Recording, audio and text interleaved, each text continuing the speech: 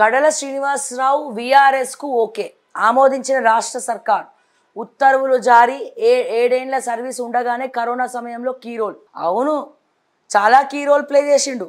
ఎంత key role అంటే కీలిచ్చి కమిషన్లు దొబ్బుట్లా ఈ ఎవడి గడల శ్రీనివాసరావు ది గ్రేట్ లెజెండ్. ఇక ఓకే విఆర్ఎస్ తీసుకుంటే మరి ఈయన చేసిన స్కాములు ఈయన ఆస్తుల మీద ఎవరిని నిఘా పెట్టాలి? ఎవడు అడుగుతాడు? గడల శ్రీనివాసరావుని ఎవడు అడుగుతాడు? ఆయన చేసిన స్కామ్స్ సంగతి ఏంది? ఏం చేయాలి? తను స్టేట్ డైరెక్టర్ గా ఉంటూ ఎన్ని ప్రైవేట్ హాస్పిటల్ నుంచి ఎన్ని సూట్ కేసులు పోయినాయో చెప్పనా నేను? ఇతను ఎమ్మెల్యే టికెట్ ట్రై చేస్తే 100 కోట్ల రూపాయలు 200 కోట్ల రూపాయలు కూడా ఇట్లా పడేసి ఎమ్మెల్యేగా నేను నించోవచ్చు అన్న ధైర్యం ఉందంటే ఎన్ని కోట్ల రూపాయలు, ఎన్ని వేల కోట్ల రూపాయలు ఈ గడల శ్రీనివాసరావు ఇంట్లో ఉంటాయో ఆలోచించండి. ఉత్తిగా పుక్కట్లా మీరు ఈయనకి ఏమంటే విఆర్ఎస్ ఇచ్చి పంపిస్తారా? ఇటువంటి దుర్మార్గులను దృశ్యులను ప్రక్షాళన చేయాల్సినటువంటి అవసరం లేదా? ఇన్కమ్ ట్యాక్స్ ఎంత కడుతుండే ఈయన? ఐటీ ఏంది? ఈయన ఇన్కమ్ ట్యాక్స్ ఏంది? ఈయన గవర్నమెంట్ అధికారి ఉన్నప్పుడు ఎంత సంపాదించిండు చూడలే? ఎన్నిసార్లు కాలు మొక్కిండో టికెట్ల కోసం తెలియదా మనకి? ప్రత్యేకంగా చెప్పాలనా? అతి త్వరలో వీడి చిట్టా బయట పెట్టకపోతే నా పేరు శ్రావ్యనే కాదు. ఈ గడల శ్రీనివాస్ గడలాన్ని మూసుకొని కూర్చోవాల్సిందే, జైలు ఊసులు లెక్క పెట్టాల్సిందే. ఎన్ని private hospitals last year Yashoda హాస్పిటల్లో అమ్మాయి చనిపోతే హాస్పిటల్ వాళ్ళతో కుమ్మక్క అయిపోయి ఎంతమంది ధర్నా చేసినా పట్టించుకోలే. ఈ గడల శ్రీనివాసరావు గడలు దాటి బయటికి రాలే. ఇతనికి విఆర్ఎస్ అడిగితే ఇస్తున్నారు. మరి ఆయన స్కామ్స్ ఎవడు బయట పెట్టాలా? ఆయన డబ్బులు ఎవడు బయట పెట్టాలా? ఐటీ రైట్స్ జరగద్దా? ఇన్కమ్ ట్యాక్స్ పన్ను ఎంత కడుతుండు? ఆయన ఆస్తులు ఎంత? ఆయన భార్య పేరు మీద ఎంత ఉన్నాయి? ఆయన పిల్లల పేరు మీద ఎంత ఉన్నాయి? చూస్తూ ఊరుకుంటారా? చూడరా బయటికి? ఏసీబీ అటాక్ కాదా? పోనీ సిబిఐ రాదా? ఏసీబీ కాకపోతే సిబిఐ కన్నా పోతాం, తీసుకుపోయి ఇన్ఫర్మేషన్ అంతా ఇచ్చొస్తా. వీడెక్కడెక్కడ ఎన్నెన్ని డబ్బులు తిన్నాడు, ఎవడి దగ్గర కుక్కలాగా పనిచేసినాడు, ఎవడి దగ్గర గుండనకలా పనిచేసి సూట్ కేసు తెప్పించుకొని ఈ రోజున వాలంటరీ రిటైర్మెంట్ ఎందుకు తీసుకుంటున్నాడంటే ఆ డబ్బులని రాజకీయాల్లో పెట్టాలి, నాయకుడుగా ఎదగాలి. ఏది శ్రావ్య ఇప్పుడు ఎలక్షన్స్ లేవు కదా అంటే పుట్టిస్తారండి. ఎలక్షన్స్ ఏముంది, బై ఎలక్షన్స్ వస్తాయి రానున్న కాలంలో, నించోవచ్చు. ఇప్పటి నుంచే గ్రౌండ్ ఉండాలి కదా. 4 ఏళ్ల తర్వాత డైరెక్ట్ వచ్చి నించుంటారా?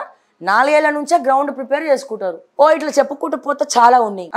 మెడికల్ మాఫియాతో చేతులు కలిపి ఎక్కడెక్కడైతే ఎవడెవడైతే సస్పెండ్ అయినాడో, ఇబ్రాహీపట్నంలో బాలింతలు చనిపోతే పైన పట్టారం లోన లోటారం, పైకి మాత్రమే అతన్ని అక్కడ నుంచి సస్పెండ్ చేసి వేరే జిల్లాకి ట్రాన్స్ఫర్ చేసినటువంటి ఏమనాలి ఇతన్ని, డబ్బులు తీసుకొని వాడి దగ్గర వేరే జిల్లాకి ట్రాన్స్ఫర్ చేసినటువంటి గడల శ్రీనివాసరావు విఆర్ఎస్ తీసుకొని పోతామంటే పూలమాలు ఇచ్చి బొకే ఇచ్చి పంపిస్తాం అనుకున్నారు.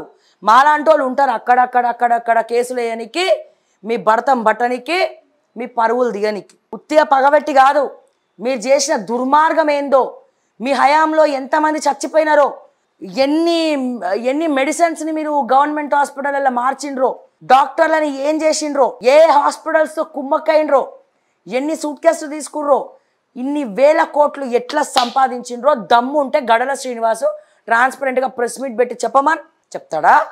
చెప్పడు. ఈ విషయం మా రేవంత్ అన్నకు తెలియదా? అన్నీ తెలుసు మా రేవంత్ అన్న. ఎందుకు? ఆర్టీఐ యాక్ట్లే ప్రధాన ఆయుధం ఆయనకి. అన్నీ తెలుసు రేవంత్ అన్నకి.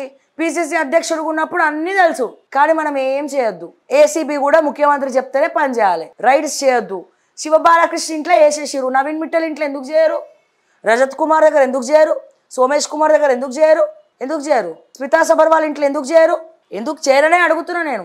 ఈ దొంగతనం చేసిన దొంగల ఇళ్ళల్లో ఎందుకు ఏసీబీ రైడ్స్ కావు? జయేష్ రంజన్ ఇంట్లో ఎందుకు జరగవు? అరవింద్ కుమార్ ఇంట్లో ఎందుకు జరగవు? అమయ్ కుమార్ 30,000 కోట్లకు పైగా ఆస్తులు ఉన్నాయి, ముక్కున వేలేసుకుంటారు. అప్పట్లో సెన్సేషన్, రోజుకి 10 కోట్లు. రంగారెడ్డి జిల్లా హాట్ కేక్, మినిమం 10 కోట్లు లేదా ఆయన ఇంటికి కోడు. అమయ్ కుమార్, శరత్ ఐఏఎస్, సింగరేణి శ్రీధర్ వీళ్ళ ఇళ్ళల్లో ఎందుకు చేయరు తనిఖీలు? చేస్తారా? ఎలక్షన్కి ఫండింగ్ రావద్దు, ట్రెండ్ మారింది.